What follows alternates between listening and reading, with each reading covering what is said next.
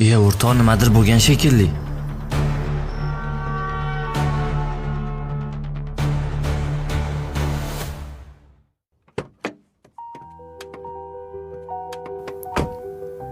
Bo'ldimi, bo'ldingmi? Ha, oldim. Senga ham savol bor. Baraka top. Endi Samarqanddagi ishlarni bitirish kerak.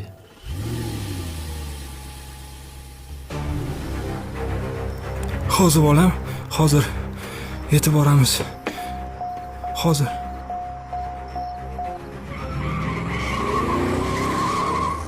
Yo'lga chiqib kelishini qara. Nimadir bo'lgan Akalar, shekilli. iltimos, yordam beravringlar. Yordaminglar kerak. Tinchlikmi aka, nima bo'ldi? Bolam kasal. Benzinim qolmay qoldi. Iloji bo'lsa shaharga olib borib tashlaylar. Mashinada yuk bor edi-da. Sig'maysizlar. Benzin bor, benzin. Hozir olib beraman. Mayli.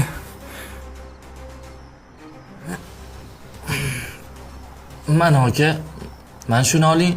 Yetsa kerak menimcha. Rahmat aka. Sog' bo'ling.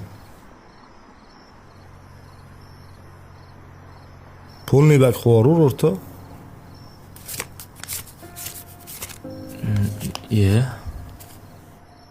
O'rtoq, mana shu pulim qopti. Ammo mosi yo'q, qo'yur, menda bor.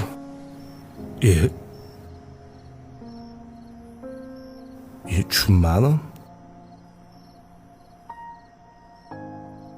O'rtoq, kashilugim qani? O'zingda edi-yu.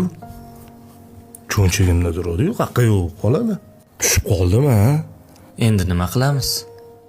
Assalomu alaykum. Nech pullik qo'yish kerak? Va alaykum assalom. Hozir aytamiz. Abbos, Labbe aka. shu mashinaga polni bak quyib ber.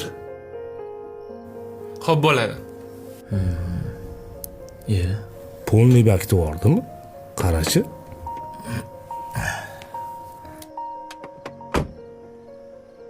Assalomu alaykum. Va alaykum Aka, assalom. yaxshimisiz? Rahmat. Aka, polni bak debsiz, bizning to'g'risi imkon yo'q edi-da bunga. Pulinglar shart emas, keturinglar. Aka, iloji bo'lsa sababini bilsam bo'ladimi? Sabab aka, bu dunyoda yaxshi insonlar borligi. Kecha ukam safarda paytida o'g'li qattiq isitma qilgan. Shoshganidan benziniga ham qaramasdan yo'lda mashinasi o'chib qolgan. Ikki yaxshi inson benzindan yordam qilibdi. Shu holatda eshitganimdan keyin men ham yaxshilik qilishni niyat qildim. Shu sizlarga nasib qilgan ekanda. Ukangiz mabodo oq Malibuda 7-8 yoshli bola bilan emasmidilar? Siz qayerdan bilasiz? Ha. O'sha yordam bergan bolalar biz edi aka. Niyatni men qilmanu natijasini o'zi go'zal qilib beribdi.